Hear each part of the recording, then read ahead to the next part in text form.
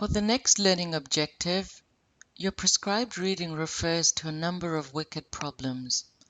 However, given the time constraints, we will only look at global poverty in this podcast.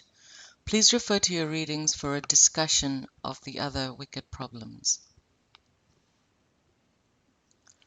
To start, let's watch a short video on global poverty.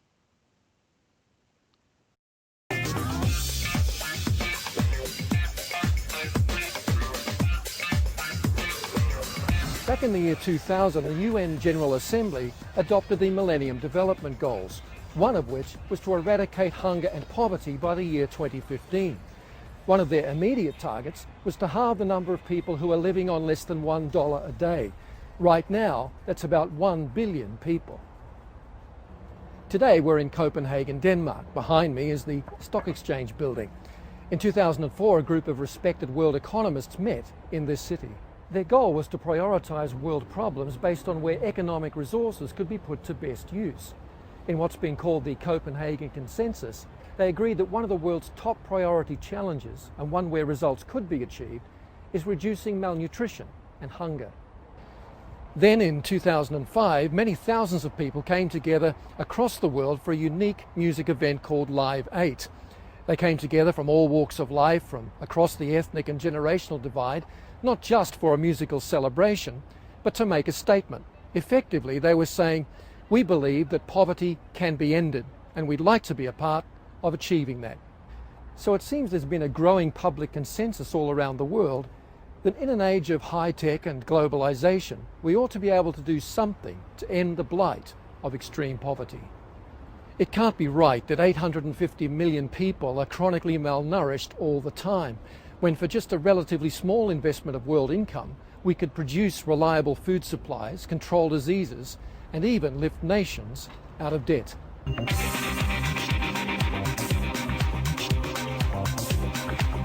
So what are the factors that contribute to extreme poverty? Well, one, of course, is population growth. Every month there are 7 million extra mouths to feed in the world, and the world's population will reach 9.5 billion by the year 2050. 20 years after that, says the UN, it might begin to decline. Of course, while the global population is growing, so is the world's economy. And the gap between average individual incomes in rich nations and poor nations is shrinking. So some of the poor are doing better, but not the poorest of the poor, who tend to be stuck at the bottom. Every year, 10 million children will die simply because their families, their communities, and their nations are too poor to sustain them. Rising food prices are another real problem, especially for people who rely on food imports. Sadly, even when prices are low, millions will still starve. That's because the poorest of the poor live in outlying areas, eking out a living on meagre land holdings, a long way from where food is distributed. Now, please take some time to read this definition.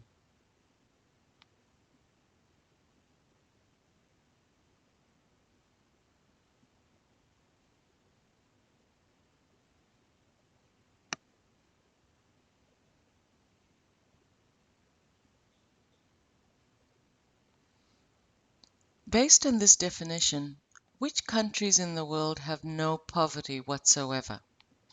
What about the difference between developed and developing world poverty? There are two ways to think about poverty: absolute and relative poverty. Absolute poverty refers to a person who lacks food, water, shelter, or access to basic medical facilities and clothing. However, you're considered to be relatively poor if you can afford less than everyone else around you.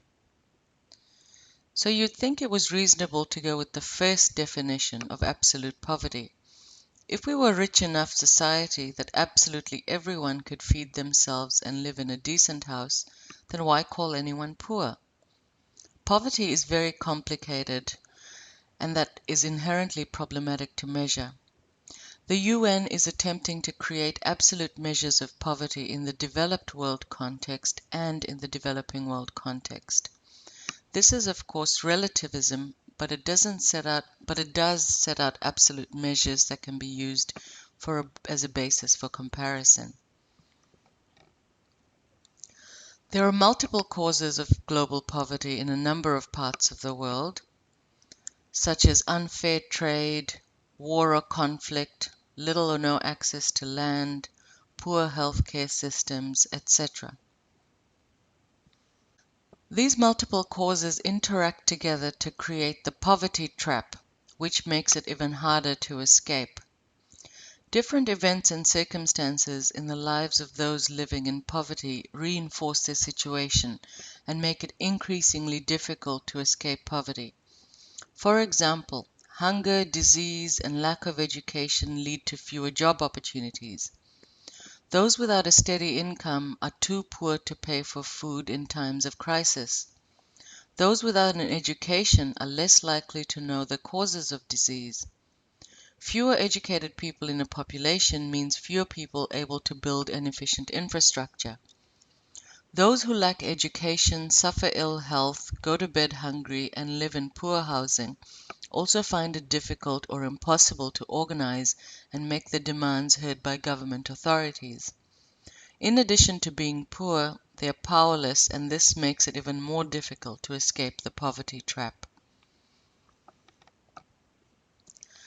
In response, the current approaches to solving the problem have included aid, fairer trade, debt cancellation, addressing climate change, tackling corruption, and increasing social inclusion.